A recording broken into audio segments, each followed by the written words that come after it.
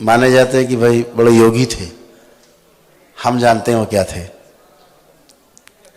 इस धरती पे हम जानते हैं वो क्या थे, ठीक है। लेकिन दुनिया भर के लोग खूब मार पूजा पाठ और चरणों में लेटे पड़े हैं। पड़े रहिए, पड़े रहिए, ठीक है। मतलब हमें अभी सुन लीजिए, आगे की पूरी बात सुन लीजिए। हाँ। तो रामकृष्ण परमहंस जब तोतापुरी जी आए, जो पूर्ण गुरु थे, तो उन्होंने कहा भैया पहले जो काली जिसकी तुम पूजा करते हो ये काली है, ये महाकाली नहीं है, ठीक है। इसको पहले निकालो अपने मस्तिष्क से, इसको निकाले बिना तुम पूर्ण नहीं हो सकते। तो उन्होंने कहा कैसे निकाले, ये तो हमारी आराध्य है, हम तो दिन रात इसकी पूजा करते हैं, हम कुछ आंख बंद करते हैं मुझे यही दिखती है। उन्होंने कहा यही तो निकालना है, यही तुम्हारी प्रगति में बाधक है, इसे नहीं निकालोगे तुम भटकते रहोगे। उन्होंने प्रयास किया 2 4 6 10 दिन। तोतापुरी जी ने कहा आज आखिरी दिन है तुम्हारा, जब भी वो कहते आंख बंद करो, इसको हटाओ काली को। वो कहते कैसे हटाएं, कांपने लगते थे, पसीना छोड़ देते थे कि हमने जिंदगी भर तेरी पूजा की है, रोम रोम में बसी हुई है, बात करती दिन भर, हर जगह साथ ही रहती है, कैसे निकालें। तो उन्होंने कहा एक तलवार उठाओ, जैसे लाए थे वैसे काट डालो इसको, 20 से 2 टुकड़े कर दो इसके। वो कहे कैसे मारेंगे काली को, माँ को कैसे मारेंगे। तो कहे तुम माने रहो, माँ वो तो माँ है ही नहीं, जिसे तुम माँ मान रहे हो तुम मान बैठे हो माँ, तो माने रही है माँ, उससे क्या होगा माँ से।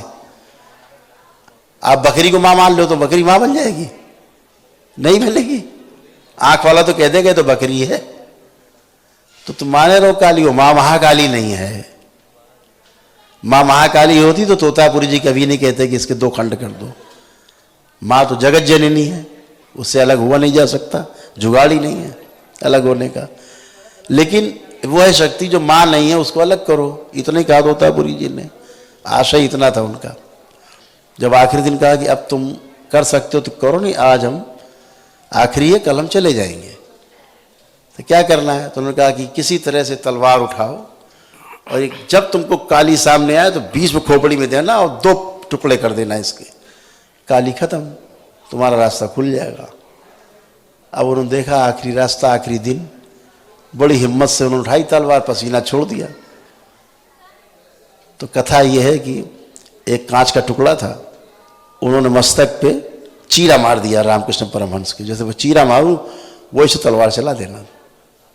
तो जैसे कांच के टुकड़े से देखा काली सामने आई, वो कांप रहे हैं, तलवार, बोले तलवार कहां से लाए, बोले जैसे काली ले आए वैसे तलवार भी ले आओ। वो कांप रहे हैं तलवार लिए, तो जैसे कांच के टुकड़े से चीरा मारा उन्होंने तुरंत तलवार चला दी, काली के 2 टुकड़े, समाधिस्थ हो गए। 6 दिन बाद होश आया रामकृष्ण जी को, परमहंस जी को, 6 दिन बाद, 7वें दिन होश आया। ठीक, ये अवरोध हैं जीवन के कुछ, जिनसे आपको हटना ही होगा। आप नहीं हटेंगे, फंसे रहिए। ये तो आप पे, आपके है ना, ये तो आपके ऊपर है। तो आप रामकृष्ण परमहंस से ऊपर तो है नहीं, तो समझ लीजिए कहाँ जाना है आपको। हम तो बहुत सामान्य से, इसीलिए ढकोसले छोड़ने हैं, अंधविश्वास छोड़ना है। दरबार सुबह से शाम तक अंधविश्वास को बैठ के रट्टा मारता है, छोड़ो। रहस्य होता नहीं कोई, दरबार दिन भर में 10 बार बोलता है। कोई चमत्कार होता नहीं संसार में, दरबार दिन में 10 बार बोलता है। जो पुस्तकें दरबार की सबसे पहले पन्ने भी लिखा हुआ है, ये दरबार किसी प्रकार का कोई रहस्य और चमत्कार का पूरी तरह खंडन करता है। होता ही नहीं ना सृष्टि में कोई चमत्कार, काहे का चमत्कार है, काहे का रहस्य है। हर चीज नियम से होती है। लोहा भी पिघलाया जा सकता है, पानी बनाया जा सकता है। लोहे को पानी बना के, धूप जैसे पानी उड़ जाता है ना भाप बन के, लोहा भी भाप बन के उड़ाया जा सकता है। गर्म कर दो 2500 डिग्री पे, लोहा पानी क्या भाप बन के उड़ जाएगा, नियम से उड़ेगा ना, गायब होगा। ऐसे कोई कहो किसी से अरे हम लोहा गला देंगे, पानी बना उड़ा देंगे, तो कोई मानेगा नहीं, लेकिन नियम से हो जाएगा, क्योंकि नियम है उसका। तो नियम सेट है प्रकृति में, आप नियम तोड़ेंगे फंसेंगे, नियम पालन करेंगे तो पार जाएंगे। ठीक है ना। अगर कहीं जीवन में अवरोध है, जीवन में समस्याएं हैं, तो आप समझ लीजिएगा कि यहाँ पर कुछ गड़बड़ है।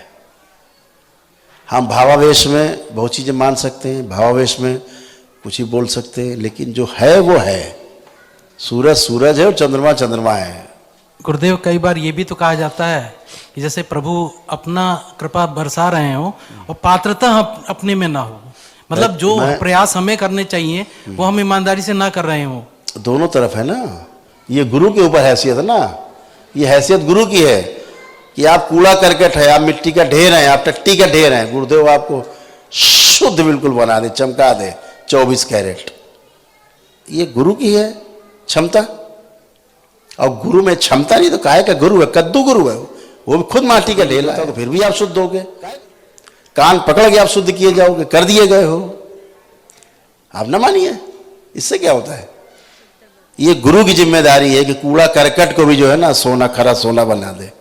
नहीं बना सकता तो गुरु कहलाने के लायक नहीं है। गुरुदेव, बातें बनाते रहिए, बड़े बड़े बाल रख लीजिए, गिरुआ कपड़ा पहन लीजिए, दिन भर राधे राधे करिए, दिन भर उन्नत शिवा जपिए, कुछ नहीं ढकोस लेके अलावा। इसी में आदि फंसा हुआ है, प्रवचन में फंसा हुआ है।